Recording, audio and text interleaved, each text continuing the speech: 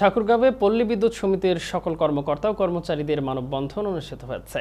সোমবার দুপুরে জেলা প্রশাসক কার্যালয়ের সামনে পল্লী বিদ্যুৎ সমিতির সকল কর্মকর্তা কর্মচারীর ব্যানারে এই মানববন্ধন কর্মসূচি পালন করা হয়।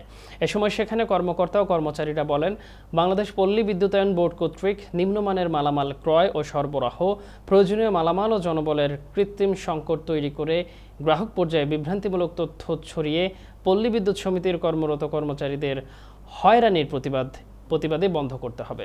গ্রাহকদের নিরবিচ্ছিন্ন বিদ্যুৎ সরবরাহ সহ সকল অনিয়মিত চুক্তিভিত্তিক কর্মচারীদের চাকরি নিয়মিতকরণের দাবি তাদের বাস্তবায়নের লক্ষ্যে গ্রাহক সেবা চালু রেখে সারা দেশে একযোগে মানববন্ধন অনুষ্ঠিত হচ্ছে। এ সময় উপস্থিত ছিলেন ঠাকুরগাঁও পল্লী বিদ্যুতের general manager Mahfuzur Rahman, GM Bacchu Mia, GM কারিগরি আতাউর রহমান, এজিএম বায়েজিদ হোসেন শাহ, মাহমুদুল হাসান মেহেদি সহ অনেকেই।